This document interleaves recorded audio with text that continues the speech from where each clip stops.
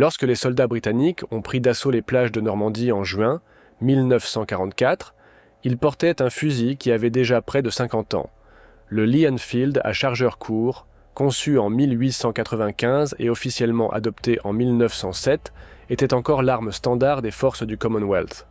Pendant ce temps, leurs adversaires allemands maniaient la carabine 98K, descendante raffinée de la légendaire action Mauser qui avait été perfectionnée au fil des décennies. Sur le papier, cela n'aurait pas dû fonctionner. Le fusil allemand était plus précis à distance, plus moderne dans ses matériaux, et représentait ce que de nombreux experts en balistique considéraient comme l'apogée de la conception à verrou. Pourtant, les soldats britanniques qui capturaient des armes allemandes sur le champ de bataille les jetaient fréquemment et gardaient leur Lee Enfield.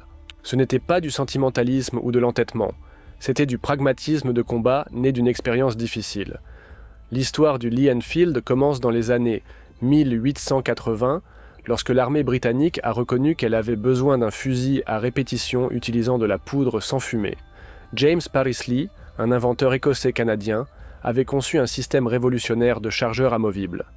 Lorsqu'il fut combiné avec le rayage conçu par la manufacture royale d'armes légères d'Enfield, le résultat fut le Lee Enfield à chargeur. Voyant son premier service lors de la Seconde Guerre des Boers, en 1907, après plusieurs itérations, le Lee Enfield à chargeur court Mark III émergea, l'iconique SMLE qui servirait durant 2 guerres mondiales et d'innombrables conflits coloniaux. Ce qui a permis à ce fusil de perdurer pendant près d'un siècle n'était pas une seule caractéristique révolutionnaire, mais plutôt une combinaison de choix de conception pratique qui privilégiait ce qui comptait réellement au combat. La pensée militaire standard de l'époque mettait l'accent sur la précision à longue distance. Les armées européennes étaient obsédées par l'atteinte de cibles à 800, 1000, voire 1500 yards. Les Allemands étaient particulièrement fiers de leur précision au tir, et leurs fusils Mauser reflétaient cette philosophie avec des canons plus longs et des tolérances de fabrication plus strictes. Les Britanniques ont adopté une approche différente avec le SMLE. Ils ont raccourci le canon à seulement 25,2 pouces, rendant le fusil plus maniable dans les tranchées et les véhicules. Ils ont accepté une précision à longue distance, légèrement réduite, parce que leurs études de combat montraient que la plupart des engagements d'infanterie se produisaient à moins de 300 yards. C'était une hérésie pour les théoriciens militaires européens, mais cela s'est avéré prophétique lorsque la réalité de la guerre de tranchées s'est installée après 1914. La conception du verrou à verrouillage arrière du fusil a soulevé des sourcils parmi les experts en armes à feu. La plupart des fusils de militaires, y compris le Mauser, utilisaient un système de verrouillage avant où les tenons près de la chambre supportaient la pression du tir. Les tenons du Lee Enfield se trouvaient à l'arrière du verrou, ce qui le rendait théoriquement plus faible et moins précis. Les critiques soutenaient que cette conception n'égalerait jamais la précision d'un Mauser. Ils avaient ces raisons sur le champ de tir, mais les champs de bataille ne sont pas des champs de tir, et la conception du Lee Enfield apportait des avantages qui importaient plus que de réduire de quelques pouces les groupements à 600 yards. Le déplacement plus long du verrou requis par le système de verrouillage arrière rendait en fait le fusil plus rapide à actionner, et le mécanisme s'est avéré plus tolérant à la saleté et aux débris.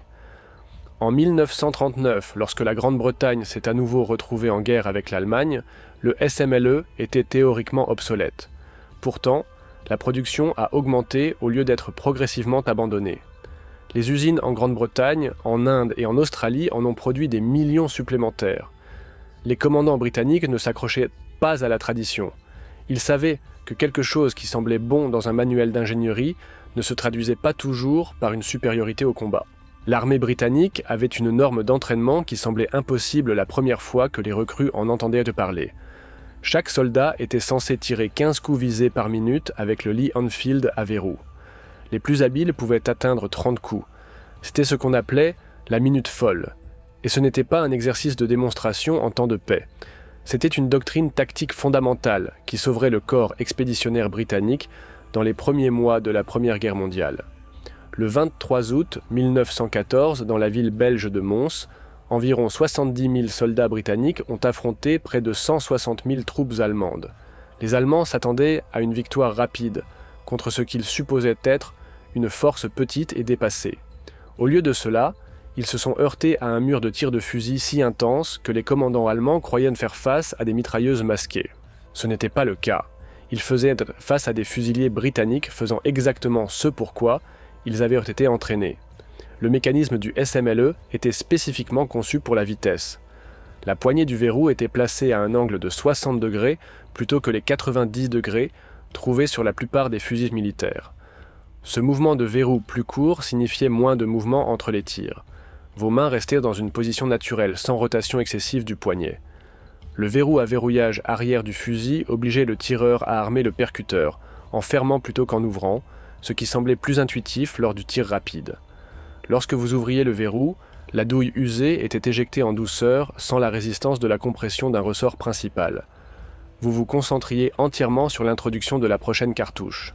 Ce système, combiné à un entraînement implacable, transformait les soldats individuels en plateformes de tir dévastatrices. L'entraînement au tir britannique était sans doute le plus intensif au monde. Les recrues passèrent des semaines sur les champs de tir avant même de voir d'autres aspects de l'entraînement au combat. Ils apprenaient à tirer debout, à genoux, assis et en position couchée. Ils s'entraînaient au changement rapide de chargeur jusqu'à pouvoir échanger un nouveau chargeur de 10 coups en moins de 3 secondes. Ils s'entraînaient à estimer la distance à l'œil et à ajuster leur visée en conséquence. Le système de hausse à échelle du SMLE, bien qu'il semble archaïque comparé aux conceptions allemandes, était en fait plus rapide à ajuster sous stress. Vous basculiez un levier, faisiez glisser la hausse jusqu'au marquage de distance dont vous aviez besoin, et la verrouilliez. Pas d'ajustement fin, pas de réflexion excessive, juste une vitesse pratique au combat. La qualification de la minute folle exigeait d'atteindre une cible de 12 pouces à 300 yards 15 fois en 60 secondes. Cela signifiait que vous deviez charger un nouveau chargeur en cours d'exercice, tout en maintenant la précision. Les soldats qui pouvaient gérer 20 touches obtenaient le statut de tireur d'élite. Le légendaire sergent-instructeur Snoxall aurait prétendument atteint 38 touches en 1 minute, lors d'une démonstration de 1914, bien que cela ait nécessité un assistant qui lui fournissait des chargeurs chargés. Le but n'était pas de battre des records, c'était d'ancrer une mémoire musculaire si profonde que le tir rapide et précis devenait automatique sous le stress et le chaos de la bataille. À Mons, les troupes allemandes avançant en formation ont été fauchées à des distances où elles ne pouvaient pas riposter efficacement. Les rapports d'après-action décrivent des compagnies allemandes entières, stoppées net par ce qu'elles croyaient véritablement être un tir de mitrailleuse, soutenu depuis plusieurs positions. En réalité, des sections de 8 à 10 fusiliers britanniques produisaient ce volume de feu. Un lieutenant allemand, capturé plus tard cette semaine-là, a dit aux interrogateurs qu'il avait compté la cadence de tir et estimé que son unité faisait face à au moins 20 mitrailleuses. Il ne pouvait pas comprendre que des fusils à verrou pouvaient générer une telle puissance de feu. Les Britanniques n'avaient que 4 mitrailleuses par bataillon à Mons. Le reste était des fusils, de l'entraînement et la capacité de tir rapide du SMLE faisant exactement ce pourquoi il était conçu. La guerre de tranchées était le cauchemar d'un concepteur d'armes. Tout ce qui semblait élégant dans une installation d'essai en usine devenait un handicap lorsqu'il était soumis à la réalité du front de l'Ouest. Les fusils passaient des jours et des semaines exposés à la pluie, à la neige et à la boue unique et corrosive des Flandres. Une soupe argileuse qui s'infiltrait dans chaque crevasse. Les soldats ne pouvaient pas entretenir leurs armes, comme le suggéraient les manuels de temps de paix. Il n'y avait pas d'armurerie chauffée, pas d'espace de travail propre, pas le luxe de fournitures de nettoyage appropriées. Vous obteniez l'humidité que vous pouviez secouer, peut-être un chiffon si vous aviez de la chance, et quelle que soit l'huile qui n'avait pas été épuisée il y a des semaines. Dans ces conditions, le Lee Enfield prospérait. Alors que des fusils plus avancés échouaient, le secret résidait dans son jeu. Les tolérances de fabrication britannique étaient délibérément moins précises que les normes allemandes. Les pièces avaient plus de jeu, plus de dégagement entre les surfaces mobiles. Pour un ingénieur soucieux de précision, cela ressemblait à un travail inférieur. Pour un soldat dans une tranchée, cela signifiait la différence entre un fusil qui fonctionnait et un fusil qui devenait une massue. Lorsque de la boue ou de la glace pénétrait dans le mécanisme, les dégagements généreux du Lee Enfield lui permettaient de fonctionner quand même. Le verrou pouvait sembler granuleux et rugueux, mais il bougeait toujours. Le Mauser 98K, avec ses tolérances plus strictes et ses tenons de verrouillage, avant positionné juste là où les débris s'accumulaient, près de la chambre se bloquaient et s'enrayaient. Les soldats allemands se retrouvaient là frénétiquement à essayer de nettoyer leur mécanisme pendant que les troupes britanniques continuaient à tirer. Le mécanisme d'armement à la fermeture offrait un autre avantage de survie, car le ressort principal ne se comprimait que lorsque vous fermiez le verrou. L'ouvrir nécessitait moins de force. Si votre mécanisme commençait à se bloquer à cause de la saleté ou de la corrosion, vous pouviez toujours forcer l'ouverture du verrou pour dégager un enrayage ou éjecter une douille coincée. La conception à l'ouverture du Moser signifiait que vous luttiez contre la pression du ressort principal, tout en essayant simultanément de débloquer des tenons encrassés. Dans des conditions de gel, lorsque le métal se contractait et que toute humidité devenait glace, cette différence devenait critique. Les troupes britanniques, pendant l'hiver de 1917, ont signalé que leurs fusils fonctionnaient toujours, alors que les armes des prisonniers allemands avaient gelé solidement. Les prisonniers n'avaient pas moins bien entretenu leurs fusils. Ils avaient simplement des machines moins tolérantes. La résistance à l'eau n'était pas accidentelle. La conception du chargeur du SMLE comportait un système de coupure qui vous permettait d'utiliser le fusil comme arme à un coup, tout en gardant votre chargeur en réserve. Plus important encore, le puits de chargeur avait un drainage. L'eau qui pénétrait à l'intérieur pouvait s'écouler plutôt que de s'accumuler autour des cartouches et de causer de la corrosion ou des dysfonctionnements d'alimentation. Le chargeur interne du Moser, alimenté par des lames chargeurs, n'avait pas un tel drainage. L'eau qui pénétrait dans le mécanisme y restait, se mélangeant à l'huile d'arme et aux résidus de poudre pour former une pâte corrosive.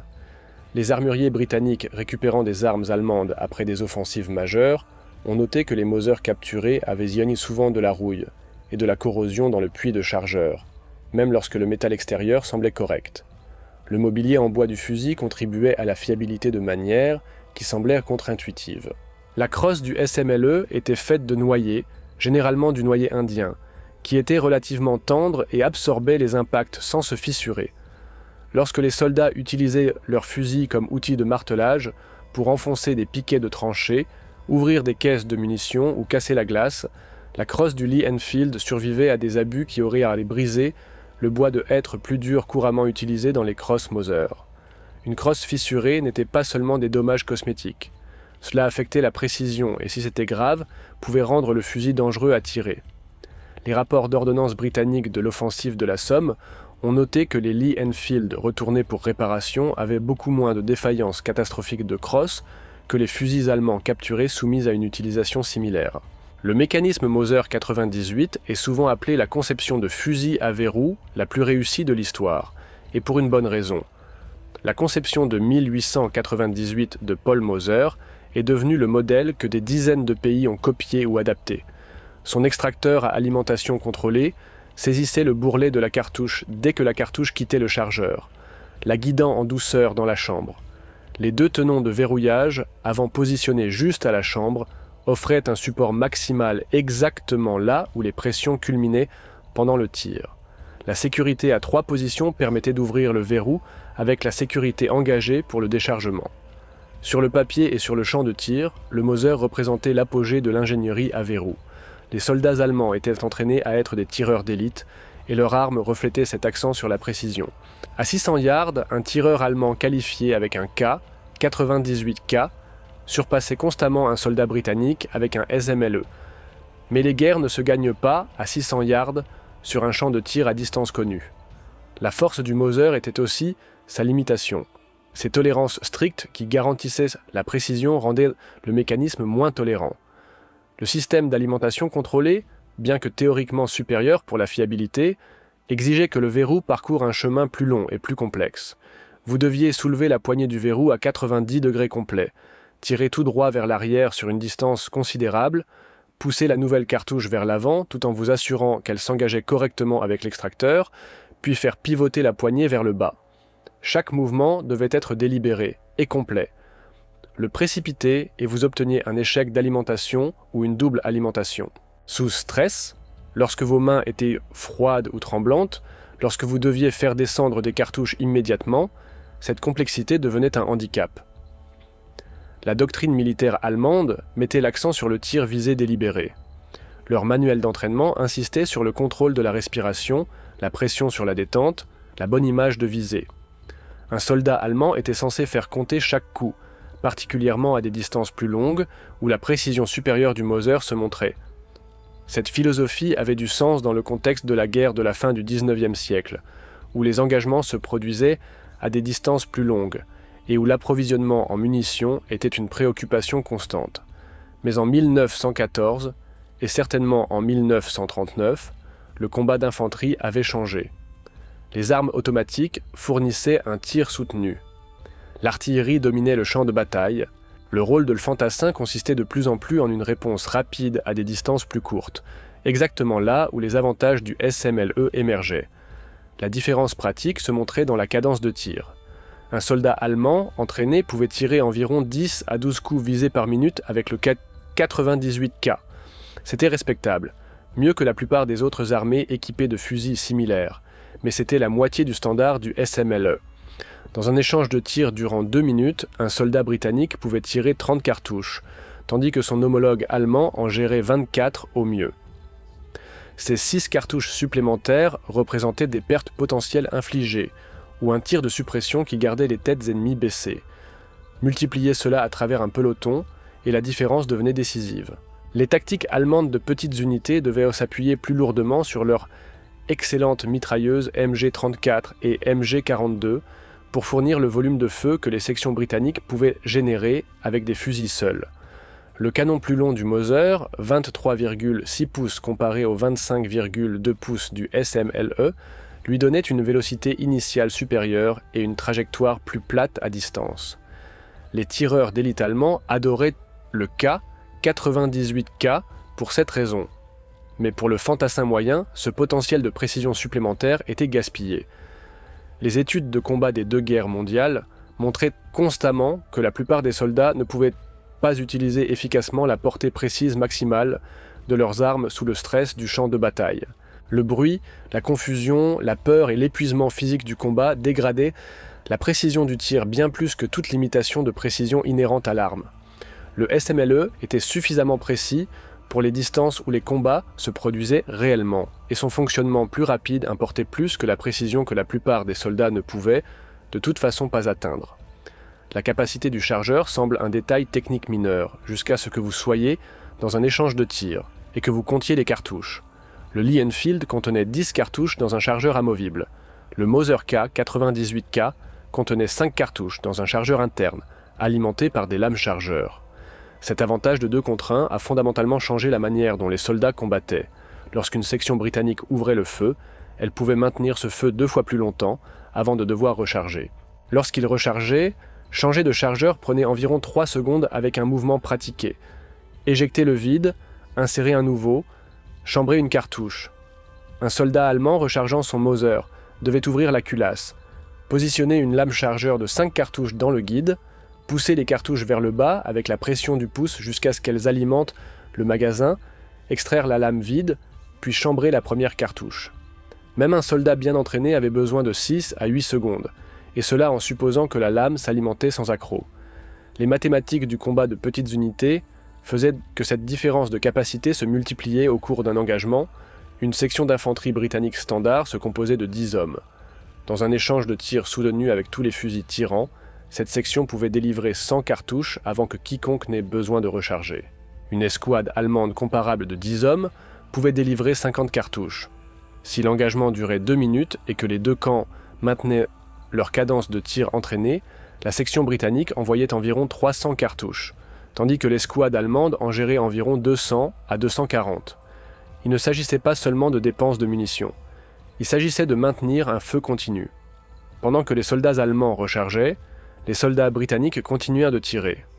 Cette pression soutenue maintenait les troupes ennemies supprimées, les empêchait de manœuvrer et créait des opportunités pour déborder ou avancer. Le système de chargeurs amovibles donnait aux soldats britanniques une flexibilité tactique que les magasins internes ne pouvaient égaler. Vous pouviez porter des chargeurs chargés dans des pochettes sur votre équipement, prêts à être utilisés instantanément. L'ordre de bataille britannique standard comprenait 2 pochettes contenant 5 chargeurs de 10 cartouches chacune. 50 cartouches dans des chargeurs facilement accessibles, plus 50 autres cartouches en vrac dans des bandoulières pour remplir les chargeurs pendant les accalmies dans les combats. Cela signifiait qu'un soldat pouvait tirer 50 coups visés en moins de 4 minutes sans avoir besoin de manipuler des cartouches en vrac. Les soldats allemands portaient leurs munitions dans des pochettes conçues pour des leads pour les lames chargeurs. ce qui était efficace pour la conception du Mauser, mais signifiait que chaque rechargement nécessitait de manipuler de petites lames métalliques sous stress. Laisser tomber une lame dans la boue ou l'herbe, et ces 5 cartouches devenaient difficiles à récupérer et à utiliser. La fonction de coupure du magasin ajoutait une autre couche de praticité. En engageant la coupure, vous convertissiez le SMLE en fusil à un coup, tout en gardant votre chargeur entièrement chargé en réserve. Cela avait du sens dans les scénarios où la conservation des munitions importait, mais où vous pouviez soudainement avoir besoin d'un tir rapide. Vous pouviez éliminer des cibles individuellement, alimentant des cartouches uniques à travers l'action, puis libérer instantanément la coupure et avoir 10 cartouches disponibles si la situation s'aggravait. Le Mauser n'avait aucune fonction équivalente. Vous utilisiez soit votre magasin, soit vous chargiez des cartouches uniques, mais vous ne pouviez pas passer d'un mode à l'autre de manière transparente. Le rechargement sous pression révélait un autre avantage. Le puits de chargeur du SMLE était généreusement dimensionné et biseauté. Même dans l'obscurité, ou lorsqu'on était épuisé et tremblant, on pouvait guider un chargeur en place au toucher. Le verrou de chargeur était positionné là où votre index atteignait naturellement lorsque votre main changeait de prise pour recharger. Une pression, le chargeur vide tombait libre. Inséré. Poussé jusqu'à ce que vous entendiez le clic et vous étiez de retour en action. Le magasin interne du Mauser signifiait qu'il n'y avait rien à laisser tomber ou à insérer, ce qui semblait un avantage jusqu'à ce que vous réalisiez que cela signifiait également aucune option de rechargement rapide. Une fois vos 5 cartouches épuisées, vous deviez alimenter le fusil lentement, cartouche par cartouche ou lame par lame. Les soldats allemands envièrent le système de chargeur britannique, même s'ils étaient fiers des autres qualités de leurs fusils. Le soldat Harold Bolton, du Royal Warwickshire Regiment, écrivit chez lui en octobre 1914 décrivant un incident curieux après la première bataille d'Ypres. Sa section avait envahi une position allemande et trouvé plusieurs fusils des Mauser abandonnés en excellent état. Les hommes les examinèrent avec un intérêt professionnel. C'était, après tout, les armes que la propagande allemande prétendait supérieures à tout ce que les Britanniques portaient. Le sergent de Bolton, un soldat de carrière avec 12 ans de service, actionna le mécanisme du Mauser, visa dans le canon et le rendit avec un simple commentaire. « Belle arme pour un tir du dimanche. Je garderai mon Lee Enfield pour tuer des Allemands. Merci. » Les fusils capturés furent remis au quartier général.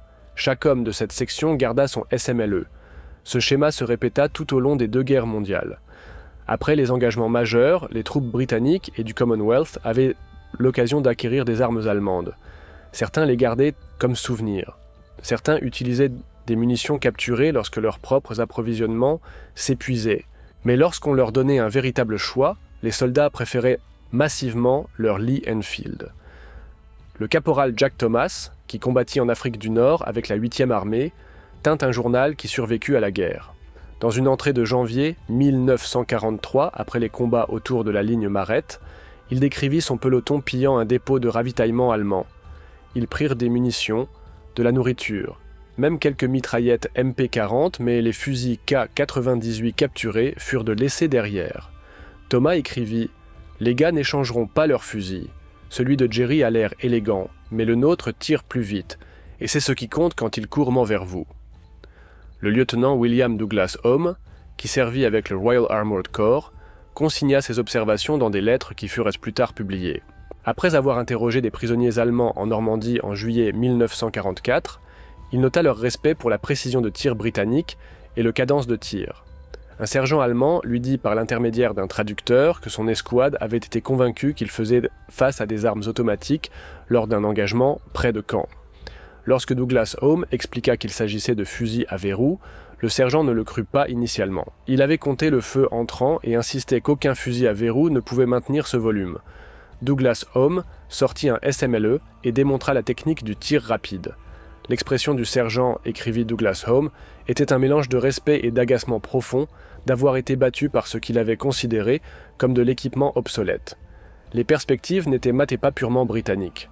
Les troupes de l'armée indienne, qui constituaient une partie substantielle des forces du Commonwealth, étaient également dévouées aux fusils qu'ils appelaient 303 d'après son calibre.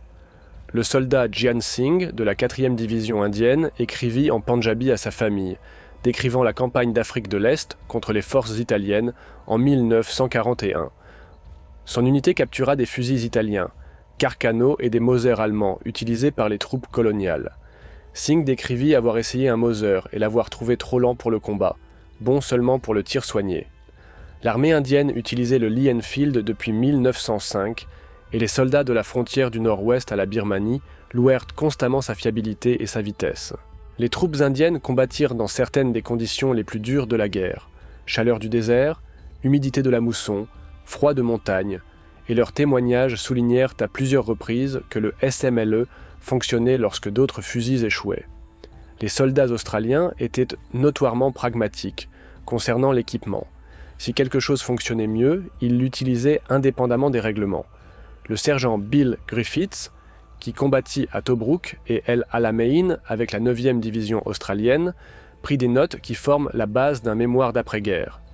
Il décrivit l'équipement allemand capturé étant constamment évalué. Les troupes australiennes adoptèrent volontiers les grenades à manche allemande, qu'ils trouvèrent supérieures aux bombes Mills britanniques pour certaines tâches. Ils récupérèrent l'optique et les mitrailleuses allemandes. Mais Griffiths nota que pendant tout son temps en Afrique du Nord et plus tard dans le Pacifique, il ne vit jamais un soldat australien remplacer volontairement son Lee Enfield par un fusil capturé. L'attitude, écrivit-il, était simple. Le fichu truc fonctionne. Tire assez droit et tire vite. Pourquoi changeriez-vous ? Le désert nord-africain testa les armes de manière que les champs de bataille européens ne firent jamais. Le sable s'infiltrait dans chaque mécanisme avec la persistance de l'eau. Les variations de température des nuits glaciales, aux 120 degrés de journée, dilataient et contractaient les pièces métalliques. L'humidité des régions côtières combinée au sable créait une pâte abrasive qui pouvait user les pièces mobiles en semaines. Les forces britanniques, combattant à travers la Libye, l'Égypte et la Tunisie, de 1940 à 1943, trouvèrent que le SMLE gérait ces conditions mieux que pratiquement tout autre fusil sur le théâtre.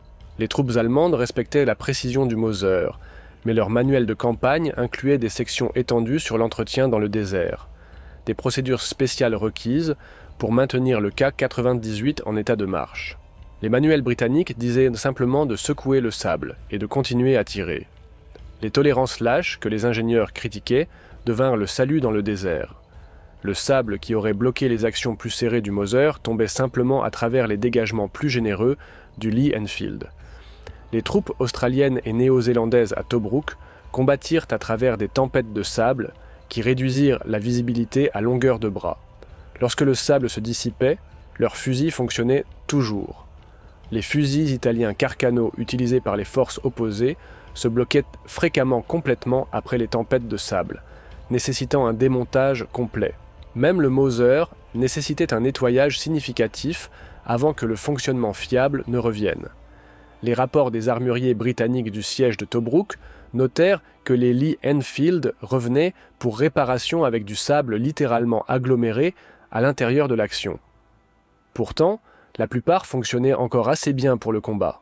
Un rapport d'août 1941 documenta un fusil qui avait tiré plus de 200 cartouches pendant un engagement de 3 jours sans nettoyage et était encore opérationnel lorsqu'il fut finalement inspecté. La Birmanie et le théâtre du Pacifique apportèrent des extrêmes opposés, pluie de moussons torrentiels, humidité de jungle qui gardait le métal perpétuellement humide, et boue qui faisait paraître les Flandres sèches par comparaison. La 14e armée britannique combattant en Birmanie de 1942 à 1945 opéra, dans des conditions où le métal rouillait du jour au lendemain, et les crosses en bois gonflaient par absorption d'humidité.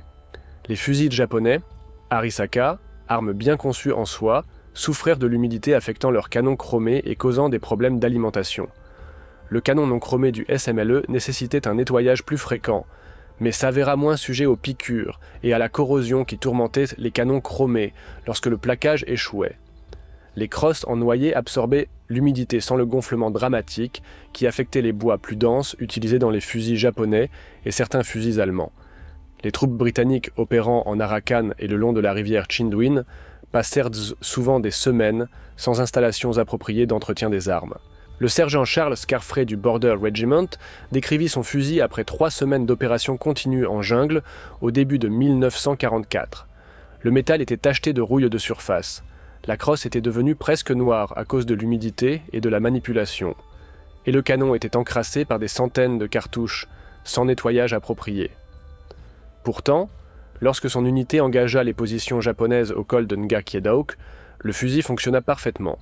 Carfrey écrivit qu'il avait vu des fusils japonais capturés en bien meilleur état cosmétique, qui ne fonctionnaient pas de manière fiable, parce que l'humidité avait affecté leurs actions plus serrées et causé des problèmes d'alimentation. L'Arctique présenta encore un autre test. Les forces britanniques et canadiennes opérant en Norvège en 1940, et plus tard les troupes alliées en Europe du Nord, pendant l'hiver de 1944-45, firent face à des températures qui tombèrent sous 0 Fahrenheit. Les lubrifiants s'épaississaient en gel, le métal se contractait, l'humidité gelait instantanément. La solution allemande était d'utiliser une lubrification minimale et des huiles spéciales pour temps froid. Mais cela nécessitait des fournitures spécifiques qui n'étaient pas toujours disponibles pour les troupes de première ligne. La solution britannique était plus simple, retirer toute l'huile de l'action du Lee Enfield et le faire fonctionner à sec. La conception du fusil lui permettait de fonctionner sans lubrification par froid extrême. Les troupes canadiennes combattant dans l'estuaire de l'Escaut en novembre 1944 rapportèrent que leur Lee Enfield fonctionnait de manière fiable sous la neige fondue et la pluie verglaçante qui laissait les fusils des prisonniers allemands gelés et inopérants.